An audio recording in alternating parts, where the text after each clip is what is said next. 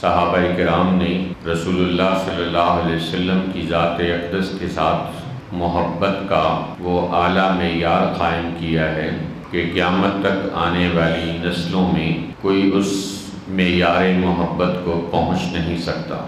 دنیا میں محبت کی سینکڑوں ہزاروں نہیں شاید لاکھوں یادگار مثالیں قوموں کے اندر پیش آئی ہوں، لیکن جس طرح کی یادگار محبت اور لازوال تعلق صحابہ کرام نے رسول پاک علیہ السلام کے ساتھ قائم کر کے دکھایا، اس کی مثال نہ دنیا میں کہیں ملتی ہے نہ قیامت کی صبح تک مل سکے گی۔ لوگ اپنے ماں باپ سے محبت کرتے ہیں، صحابہ کرام نے اپنے ماں باپ اللہ کے رسول صلی اللہ علیہ وسلم کے لیے قربان کر کے دکھا دیے۔ لوگ اپنی بیویوں سے محبت کرتے ہیں، صحابہ کرام نے رسول پاک علیہ السلام کی محبت میں اپنی بیویوں کو چھوڑ دیا۔ لوگ دوستی کی محبت کو بڑا مثالی قرار دیتے ہیں، صحابہ کرام نے نبی پاک صلی اللہ علیہ وسلم کی محبت پر اپنی دوستیاں قربان کر دی۔ لوگ رشتہ داروں کی محبت کی مثالیں دیتے ہیں، صحابہ کرام نے رسول پاک صلی اللہ علیہ وسلم کی محبت پر اپنی رشتہ داریاں قربان کر دی۔ لوگ تعلقات کے اندر محبت کی مثالیں دیتے ہیں، صحابہ کرام رضوان اللہ تعالی علیہم اجمعین نے اپنے تمام تر تعلقات اللہ کے رسول صلی اللہ علیہ وسلم کی محبت پر قربان کر دیے۔ تو دنیا میں نہ کوئی اس طرح کسی سے محبت کرتا ہے اور نہ کر سکتا ہے۔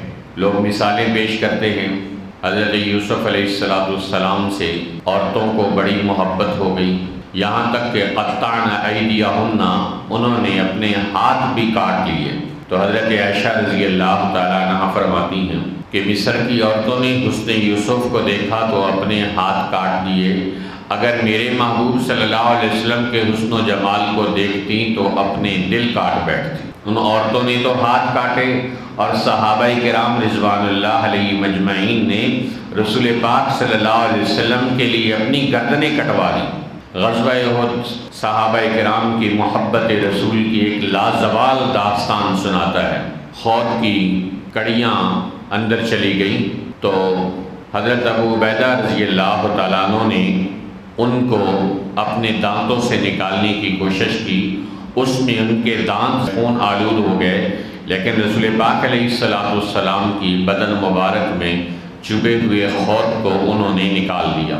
یہ غزوہ احد ہی تھا جس میں حضرت طلحہ رضی اللہ تعالیٰ عنہ نبی پاک صلی اللہ علیہ وسلم کے سامنے دیوار کی طرح کھڑے ہو گئے۔ دشمن آپ صلی اللہ علیہ وسلم پر تیر برسا رہے تھے اور حضرت طلحہ رضی اللہ تعالیٰ عنہ اپنے سینے پر اور اپنے ہاتھ پر وہ تیر کھاتے جا رہے تھے۔ ہاتھ شل ہو گیا، لیکن حضرت ابو طلحہ رضی اللہ تعالیٰ عنہ اپنی جگہ سے نہیں ہلے۔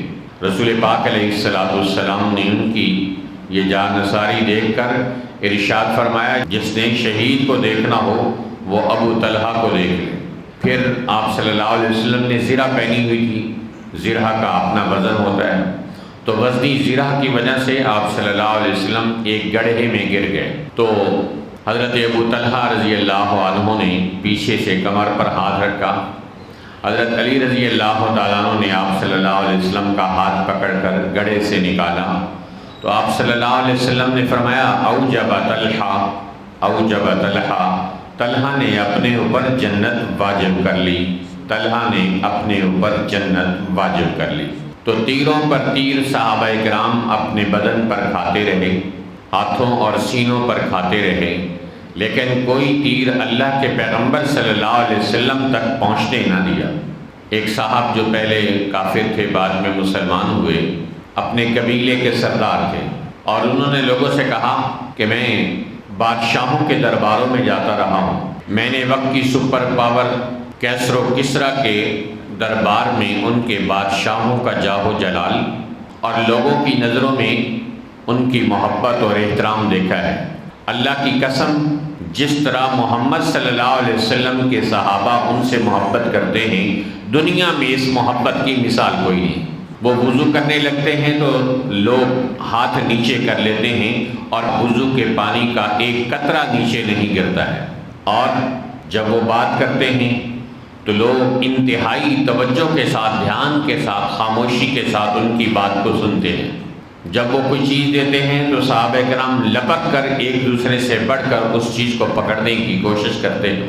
تو اس طرح کی محبت میں نے دنیا کے کسی دربار میں نہیں دیکھی، دنیا کے کسی بادشاہ سے اس کے امراء، وزراء، عوام کو اس طرح محبت کرتے ہوئے نہیں دیکھا جس طرح میں نے صحابہ کرام کو رسول اللہ صلی اللہ علیہ وسلم سے محبت کرتے ہوئے دیکھا ہے۔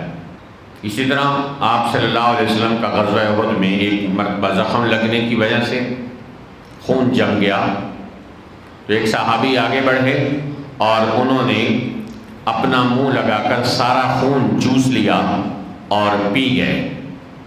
لوگ بڑے حیران ہوئے، کہا آپ نے خون پی لیا؟ وہ خاموش رہے۔ آپ صلی اللہ علیہ وسلم نے فرمایا جس کے بدن میں میرا خون چلا جائے اس پر جہنم کی آگ حرام ہو جاتی ہے۔ تو بادشاہوں کو وہ محبت نہیں ملی جو صحابہ کرام نے اللہ کے پیغمبر کو عطا کی۔ آپ صلی اللہ علیہ وسلم سے جو محبت کی وہ بادشاہوں کو بھی محبت نصیب نہیں ہوئی۔ وہ عزت، وہ احترام، وہ قلبی عقیدت، وہ والہانہ وارفتگی، وہ کٹ مرنے کا جذبہ، وہ جان مال لگانے کا جذبہ جو صحابہ کرام نے اللہ نے ودیعت فرمایا تھا، اس کی مثال پیش کرنے سے پھر دنیا عاجز و قاصر ہو گئی۔ رشتہ دار پیچھے چلے گئے، اللہ کے پیغمبر صلی اللہ علیہ وسلم کی محبت آگے چلی گئی۔ حضرت عمر رضی اللہ تعالیٰ عنہ اس طرف کھڑے ہیں اور سامنے ان کا ماموں کھڑا ہے، کہ یا رسول اللہ آپ اجازت دیں میں اپنے ہاتھ سے ماموں کو قتل کروں گا۔ حضرت ابو عبیدہ بن جراح رضی اللہ تعالیٰ عنہ نے کہا یا رسول اللہ میرا باپ دوسری طرف کھڑا ہے، میں آپ کی محبت میں ادھر کھڑا ہوں، مجھے اجازت دیں میں اپنے باپ کو آپ کی خاطر قتل کر دوں۔ حضرت ابو بکر صدیق رضی اللہ تعالیٰ عنہ ادھر ہیں، بیٹا عبد الرحمن ادھر ہے، اور جب عبد الرحمن رضی اللہ عنہ بنے مسلمان ہوئے تو کہا ابا جان غزوہ بدر میں آپ کئی مرتبہ میری تلوار کی زد میں آئے لیکن باپ سمجھ کر چھوڑ دیا۔ حضرت ابو بکر صدیق رضی اللہ تعالیٰ عنہ نے عشق رسول میں ڈوب کر جواب دیا عبد الرحمن اگر تو ایک مرتبہ بھی میری تلوار کی زد میں آتا تو بیٹا سمجھ کر کبھی بھی میں تمہیں نہ چھوڑتا۔ اس وقت تو میرا بیٹا نہیں، میرے نبی کا دشمن بن کر ان کے سامنے کھڑا تھا۔ ہے کوئی دنیا میں ایسی مثال؟ آج تو کہتے ہیں نا خون سفید ہو گئے۔ جب خونی رشتوں کی عزت تھی اور اس خون کے رشتے کی خاطر لوگ اپنی جانیں وار دیتے تھے، اس وقت لوگوں نے آپ صلی اللہ علیہ وسلم پر اپنے خونی رشتے قربان کر دی۔ وطن چھوڑنا آسان نہیں ہوتا، کاروبار قربان کرنے آسان نہیں ہوتے، دوستیاں اور تعلقات توڑنے آسان نہیں ہوتے۔ رسول اکرم صلی اللہ علیہ وسلم کی محبت میں صحابہ کرام نے سب کچھ قربان کر دیا۔ یہ وہ نشہ نہیں جسے ترشی اتار دے، لیکن محبت رسول کے نشے نے عشق بھی چھڑوا دیے۔ ایک صاحب زمانہ جاہلیت میں ایک عورت سے محبت کرتے تھے، چھپ چھپ کر راتوں کو گھنٹوں ان سے باتیں کرتے تھے۔ جب اللہ نے ایمان کی دولت عطا کر دی، رسول اللہ صلی اللہ علیہ وسلم کی محبت دل میں بیٹھ گئی، تو ایک مرتبہ اندھیری گلی میں جا رہے تھے کہ ان کی سابقہ محبوبہ سامنے آئی اور نام لے کے کہا میں فلاں ہوں، آؤ ذرا گپ شپ لگائیں۔ انہوں نے کہا نہیں، اب تمہارے ساتھ بات کرنا ہمارے دین میں حرام ہے، میں اب آپ سے بات نہیں کر سکتا ہوں۔ تو رسول اکرم صلی اللہ علیہ وسلم کی محبت نے عشق کے نشے بھی اتار کے رکھ دیے۔ وہ کہنے لگی آپ وہی نہیں کہ جو میری ایک ایک منٹ کی ملاقات کے لیے ترستے تھے، کہ وہ نہیں ہوں، بدل چکا ہوں۔ محبت رسول نے میرے جذبات بدل دیے ہیں۔ حضرت انس رضی اللہ تعالیٰ عنہ چھوٹے سے تھے، 10 سال کی عمر میں، تو ان کی والدہ ان کو رسول پاک علیہ السلام کی خدمت میں لے کر آئی کہ آپ اسے بطور خادم اپنے پاس رکھ لیں۔ تو حضرت انس کہتے ہیں کہ ایک مرتبہ ایک جگہ دعوت ہوئی، خادم ہونے کے ناطے میں بھی رسول پاک علیہ السلام کے ساتھ شامل ہوا۔ اس صحابی جس نے دعوت کی، اس نے دعوت کے اندر گوشت اور اس میں کدو پکا کے رکھے ہوئے تھے۔ تو میں نے دیکھا کہ رسول پاک علیہ السلام کدو کو تلاش کر کر کے کھا رہے ہیں۔ تو میں نے پوچھا یا رسول اللہ صلی اللہ علیہ وسلم کدو آپ کو پسند ہے؟ آپ نے فرمایا ہاں، کدو سے مجھے بہت محبت ہے۔ تو حضرت انس رضی اللہ تعالیٰ عنہ کہتے ہیں کہ میں نے سالن کے اندر سے جتنے بھی کدو تھے وہ نکال کر آپ علیہ السلام کے سامنے رکھ دی۔ آپ صلی اللہ علیہ وسلم اسے شوق سے کھاتے رہے، اور حضرت انس کے الفاظ ہیں کہ اس وقت سے میں بھی کدو سے محبت کرنے لگ گیا جب مجھے پتہ چلا کہ اللہ کے رسول صلی اللہ علیہ وسلم کو کدو بڑا پسند ہے۔ کسی عالم سے، کسی بزرگ سے محبت ہو، ان کی پسند ہماری پسند نہیں بن رہی، لیکن صحابہ کرام نے کچھ دیر نہیں لگا، کہا ایک سیکنڈ میں فیصلہ کر کے کہا کہ فلم ازل احب الدباء منذ یومئذ، اب سے کدو میرا بھی محبوب ہے کیونکہ یہ میرے محبوب کو محبوب ہے۔ حضرت عمر رضی اللہ تعالیٰ عنہ نے ایک نیا شہر بصرہ کے نام سے بسایا، اور اس میں دوسرے صحابہ کرام کے علاوہ خادم رسول حضرت انس بن مالک رضی اللہ تعالیٰ عنہ کو بھی بھیجا اور ان کو کچھ زمین بھی الاٹ کی۔ تو ان کو جو زمین ملی اس پر انہوں نے کھجوروں کے باغ میں کدو کا باغ لگا دیا، اور محبت رسول صلی اللہ علیہ وسلم کا جذبہ سچا تھا، چنانچہ اتنا بڑا کدو تیار ہوتا جسے خچر اور گدھے پر لاد کے لایا جاتا، ایک کدو اتنا بڑا ہوتا تھا، اور ان کا باغ سال میں 2 مرتبہ پھل اٹھاتا تھا۔ لوگوں کے سال میں ایک مرتبہ کھجور پھل دیتی ہے، لیکن حضرت انس رضی اللہ تعالیٰ عنہ کی کھجوریں سال میں 2 مرتبہ پھل دیتی تھی۔ یہ سب محبت رسول صلی اللہ علیہ وسلم کا ثمرہ اور صدقہ ہے۔ حضرت علی رضی اللہ تعالیٰ عنہ سے پوچھا کسی نے کہ آپ نبی پاک صلی اللہ علیہ وسلم سے کس طرح محبت کرتے تھے؟ انہوں نے فرمایا کہ ہم آپ صلی اللہ علیہ وسلم سے اپنی جانوں سے، اپنے مالوں سے، اپنی اولاد سے اور اپنی بیویوں سے اور ٹھنڈے پانی سے بھی زیادہ محبت ہمیں آپ صلی اللہ علیہ وسلم کی ذات والا صفات کے ساتھ تھی۔ یہ صرف زبانی دعویٰ نہیں تھا، جب بھی موقع آیا تو صحابہ کرام نے ثابت کر کے دکھایا کہ انہیں اپنی جان عزیز نہیں، مال عزیز نہیں، وطن عزیز نہیں، رشتہ دار عزیز نہیں، بیوی عزیز نہیں، دوست عزیز نہیں، بلکہ اللہ کے رسول صلی اللہ علیہ وسلم کی محبت عزیز ہے، کیونکہ محمد کی محبت دین حق کی شرط اول ہے۔ محمد کی محبت دین حق کی شرط اول ہے، ہو اسی میں اگر خامی تو سب کچھ نامکمل ہے۔ ایک صحابی گواہی دیتے ہیں کہ حضرت عمر رضی اللہ تعالیٰ عنہ کے ساتھ نبی پاک صلی اللہ علیہ وسلم اس طرح تشریف لے جا رہے تھے کہ آپ صلی اللہ علیہ وسلم نے حضرت عمر کا ہاتھ اپنے ہاتھ میں پکڑا ہوا تھا۔ کیا خوش نصیب لوگ تھے کہ جن کا ہاتھ اللہ کے پیغمبر نے تھاما، اور تھاما تو پھر چھوڑا نہیں، اپنے ساتھ ہمیشہ کے لیے سلا دیا۔ آپ صلی اللہ علیہ وسلم نے ارشاد فرمایا عمر لا یؤمن احدکم حتی اکون احب الیہ من والدہ وولدہ والناس اجمعین، تم میں سے کوئی اس وقت تک اس کا ایمان کامل نہیں ہو سکتا جب تک وہ مجھے اپنی اولاد سے اور اپنے والدین سے، تمام لوگوں سے زیادہ محبت کرنے والا نہ بن جائے۔ میں اس کے نزدیک اس کی اولاد سے، اس کے والدین سے اور تمام لوگوں سے زیادہ محبوب نہ ہو جاؤں۔ صحابہ کرام میں 2 نمبری تو تھی نہیں، جو دل میں ہوتا تھا وہ زبان پہ آتا تھا۔ حضرت عمر نے کہا یا رسول اللہ صلی اللہ علیہ وسلم، میں آپ سے ساری چیزوں سے زیادہ محبت کرتا ہوں، لیکن اپنی جان سے زیادہ محبت نہیں، کیونکہ جان تو ہر ایک کو پیاری ہوتی۔ تو آپ نے ارشاد فرمایا کہ جب تک اپنی جان سے بھی زیادہ محبت نہیں کرو گے، ایمان کامل نہیں ہوگا۔ 1 سیکنڈ کے 1000ویں حصے سے بھی پہلے حضرت عمر رضی اللہ عنہ نے کہا یا رسول اللہ انت الآن احب الی من نفسی، اب کے بعد آپ مجھے اپنی جان سے بھی زیادہ عزیز ہیں۔ آپ نے فرمایا الآن یا عمر، عمر اب تمہارا ایمان مکمل ہوا۔ تو یہ محبت رسول صلی اللہ علیہ وسلم کی ایسی نادر مثالیں صحابہ کرام نے پیش کی کہ جن کی مثال پیش کرنے سے دنیا عاجز ہے۔ حضرت عائشہ رضی اللہ تعالیٰ عنہ گواہی دیتی کہ ایک عورت آئی نبی پاک علیہ السلام کی وفات کے بعد، اور میرے کمرے میں ہی آپ صلی اللہ علیہ وسلم کو دفن کیا گیا تھا، اور وہ آئی اور کہا میں رسول پاک علیہ السلام کی قبر مبارک پر حاضری دینا چاہتی ہوں۔ تو کہتے میں نے اس کے لیے دروازہ کھول دیا۔ دروازہ کھولا تو اس خدا کی بندی نے رونا شروع کیا، روتے روتے اس نے قبر مبارک پر ہی جان دے دی۔ ایک صحابی کھیت میں ہل چلا رہے تھے، انہیں اطلاع ملی کہ اللہ کے رسول صلی اللہ علیہ وسلم کا انتقال ہو گیا ہے۔ فوراً ہی جو چیز ان کے ہاتھ میں تھی وہ پھینکی اور اپنے ہاتھ اٹھا کر اللہ کی بارگاہ میں دعا کی، اے اللہ اب میری آنکھوں سے نور کھینچ لے، ان آنکھوں کو نابینا کر دے۔ یہ آنکھیں تو تیرے محبوب صلی اللہ علیہ وسلم کے دیدار کے لیے تھی، جب وہ دنیا میں نہ رہے تو ہم نے ان آنکھوں کو کیا کرنا ہے۔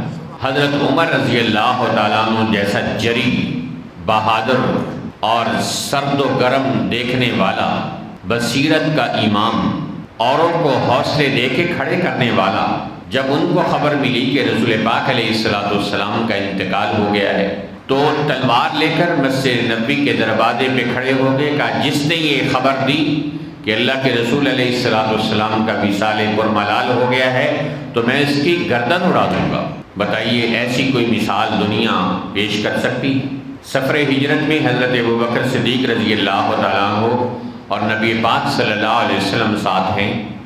ایک جگہ ایک بکری کا دودھ پینے کو ملا تو حضرت ابوبکر صدیق رضی اللہ تعالیٰ عنہ نے دودھ دوہ کر نبی پاک علیہ السلام کو پیش کیا۔ حضور صلی اللہ علیہ وسلم نے وہ دودھ پی لیا تو حضرت ابوبکر صدیق رضی اللہ تعالیٰ عنہ کہتے ہیں کہ یا رسول اللہ صلی اللہ علیہ وسلم میں سیر ہو گیا، دودھ تو اللہ کے رسول صلی اللہ علیہ وسلم نے پیا اور سیر ابوبکر صدیق ہو گئے۔ سفر ہجرت میں اپنے کندھوں پر رسول پاک علیہ السلام کو اٹھایا، کہا کہ کوئی چیز آپ کو نقصان نہ پہنچائے، آپ کے قدم نہ چھپیں کہ تاکہ دشمن آپ کا پیچھا نہ کر سکے۔ پھر خود غار ثور کے اندر داخل ہوئے اور اندر سارے سوراخ بند کیے اور صفائی کی اور کہا یا رسول اللہ آپ ٹھہریے، میں جا کر اندر غار کی صفائی کرتا ہوں، اگر کوئی چیز تکلیف دہ ہو تو وہ مجھے تکلیف دے لے، آپ تکلیف سے محفوظ ہو جائیں۔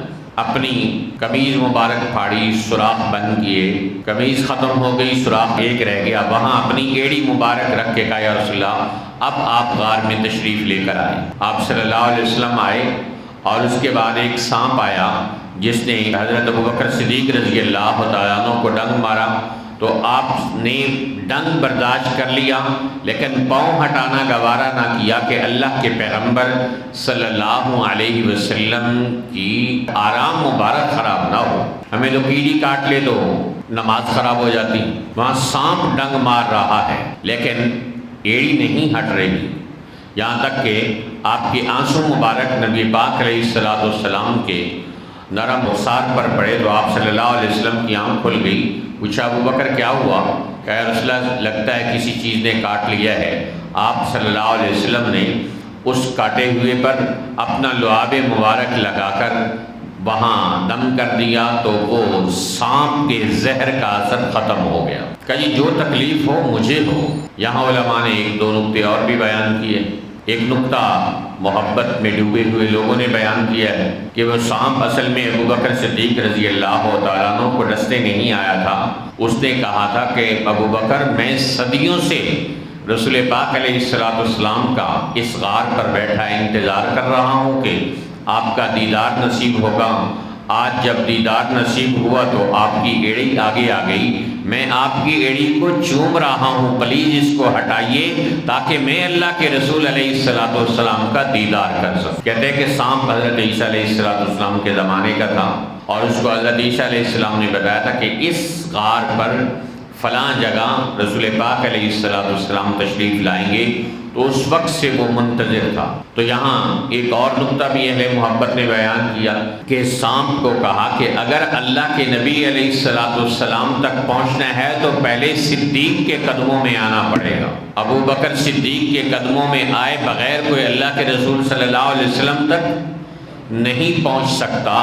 اور ایک نقطہ علماء نے یہ بھی بیان کیا ہے، کالے کا کام ہے ڈنگ مارنا۔ کالے نے ابو بکر رضی اللہ تعالیٰ عنہ کو زندگی میں بھی ڈنگ مارا اور کالا 1400 سال سے ابو بکر کو ڈس رہا ہے، تبرے کی صورت میں، الزامات کی صورت میں، باغ فدق کے خود تراشیدہ فسانے کی صورت میں، اور نہ جانے کن کن صورتوں میں کالا آج بھی ابو بکر کو ڈس رہا ہے، لیکن اس وقت رسول پاک علیہ السلام نے کالے کے زہر سے ہمیشہ کے لیے حضرت ابوبکر صدیق رضی اللہ تعالیٰ عنہ کو بچا لیا تھا۔ اب کالا پیٹتا رہے، روتا رہے، تبرے کرتا رہے، ابوبکر صدیق رضی اللہ تعالیٰ عنہ کی ذات اس مقام پر پہنچ چکی ہے کہ جہاں مسلمانوں کی محبت برے سلام تو پہنچتے ہیں، کالے کے منہ سے نکلے ہوئے بےہودہ تبرے نہیں پہنچتے۔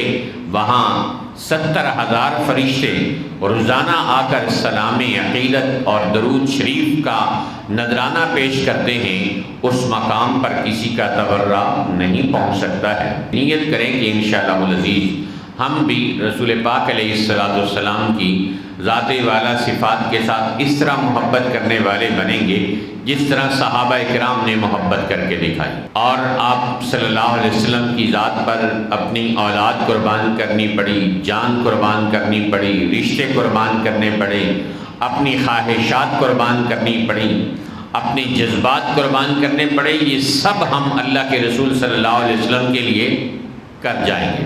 آپ کی ختم نبوت کے لیے، آپ کی ناموس رسالت کے تحفظ کے لیے اگر سر دھڑ کی بازی لگانی پڑی تو وہ بھی لگائیں گے کہ مولانا ظفر علی خان نے ہمیں سمجھایا تھا، نماز اچھی، روزہ اچھا، حج اچھا، زکوٰۃ اچھی، مگر باوجود اس کے میں مسلمان ہو نہیں سکتا، نہ جب تک کٹ مروں میں خواجہ بطحا کی حرمت پر، خدا شاہد ہے کامل میرا ایمان ہو نہیں سکتا، کامل میرا ایمان ہو نہیں سکتا۔